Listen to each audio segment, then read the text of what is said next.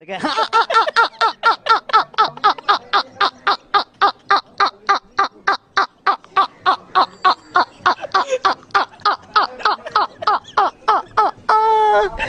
Kurung hasti हो गया.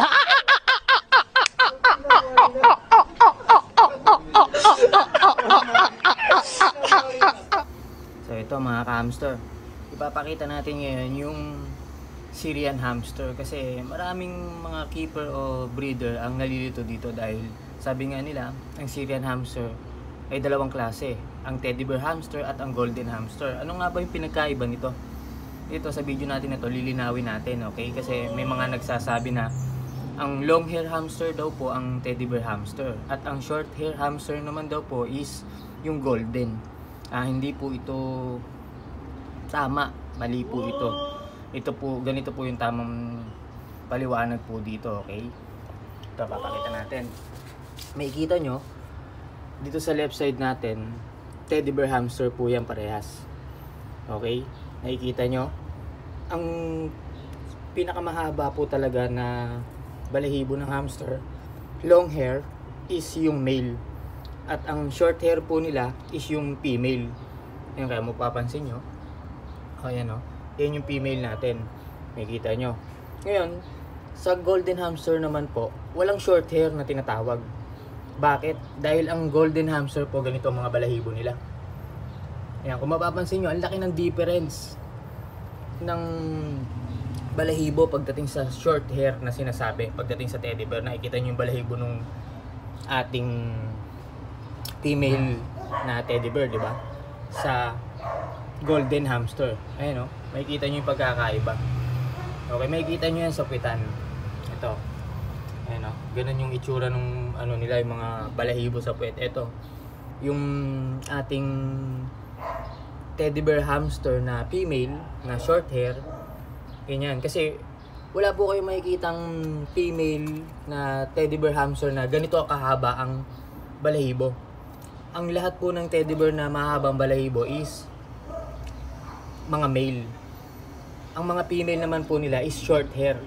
Okay?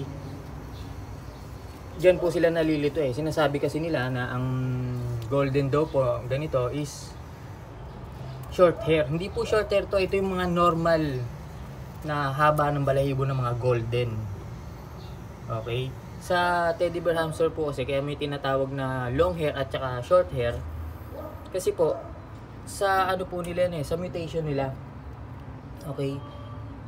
Sa mga genotype po kasi, pag dinamitan po sila ng genotype, ang mga female hamster po na teddy bear hamster is ganito lang po kahaba yung mga balahibo. Okay? Hindi po sila humahaba ng katulad ng sa male. Diyan nyo rin po makikita ang mga teddy bear hamster nyo kung male o female ito. Makikita nyo yung bandang pit nila, ayun na makikita nyo. Nakikita nyo yung, ayun o, pagka female, medyo maano yung balahibo ng short hair. Kung ikukumpara nyo sa balahibo ng ating golden na female, ayun o. Diba? Ang laki ng difference, diba? Ayun o. Nakikita nyo, diba? So, sana yung iba na mali yung turo na sinasabi, ang dalawang klase daw ng Syrian hamster is long hair, tapos ang short hair daw is golden. Mali po yun, okay? Nasa teddy bear pa rin po yung short hair. Okay? Sa golden po, yung mga balahibo po nila is normal lang yung haba. Hindi po katulad ng makikita nyo sa female na teddy bear, medyo mahaba-haba siya ng konti. Kaya nga siya teddy bear, pero female siya. Wala po kasing female na kasing haba ng male na teddy bear yung kanyang mga balahibo. Okay? Yung katulad ng mga ganyan, no? Talagang male po yan. Pagka mga ganitong balahibo lang, ayan, no? Ito po yung tinatawag na short hair, ayan, no? Minsan nga may konti pa dyan sa pita na ganyan yan. Yun po yung mga short hair na teddy bear. Sa golden naman po, wala po kayo makikitang ganyan na lago yung balahibo nila. Ayan, no? Puro ganito lang, talagang halos konti lang yung haba. Okay? Sa mga magtatanong din, kuya, anong ID nitong female mo na golden na to?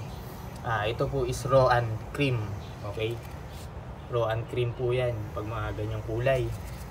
Kasi may nakita pa nga ako sa poly white daw eh. Kumbaga ganito siya na puti.